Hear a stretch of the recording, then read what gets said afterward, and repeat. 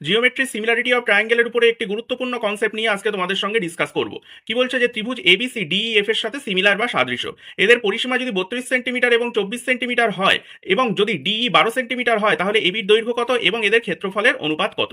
দেখো, এই এবিসি ত্রিভুজ ডিইএফ এর সাথে সাদৃশ্য তার মানে কি? তার মানে হচ্ছে এবি বাহু এবং ডিই বাহুর অনুপাত যা হবে, বিসি বাহু এবং ইএফ বাহুর অনুপাতও তাই হবে, এবং তার সাথে সাথে এসি বাহু আর ডিএফ বাহুর অনুপাতও কিন্তু তাই হবে।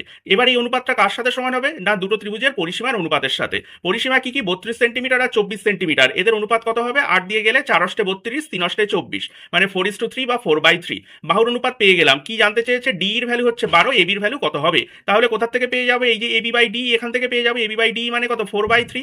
যেখানে এবির ভ্যালুটাকে ফাইন্ড আউট করতে হবে, আর ডি এর ভ্যালু কত বলে দিয়েছে? ডি এর ভ্যালু বলে দিয়েছে 12, তার মানে 4/3। 3 দিয়ে যদি কেটে দেই 4, কোনাকুনি গুণ করলে এবির ভ্যালু কত আসছে?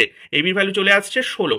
একটা অ্যান্সার পেয়ে গেলাম। এবার জানতে চেয়েছে ক্ষেত্রফলের অনুপাত। সবসময় জানবে যে দুটো সদৃশ ত্রিভুজের ক্ষেত্রে পরিসীমার অনুপাত যা হবে বা বাহুর অনুপাত যা হবে, ক্ষেত্রফলের অনুপাত হবে তাদের স্কোয়ার। তাহলে বাহুর অনুপাত কত? 4:3। তাহলে ক্ষেত্রফলের অনুপাত কত হবে? 4:3 তার স্কোয়ার, মানে 4 স্কোয়ার ইস টু 3 স্কোয়ার, অর্থাৎ 16:9। তাহলে অ্যান্সার কোনটা হবে? অ্যান্সার হবে প্রথমটা। প্রত্যেকটা কনসেপ্ট ভালো করে বুঝতে পারলে এই অঙ্কটা নিজেরা করে কমেন্ট বক্সে জানাও যে অ্যান্সার কি হবে।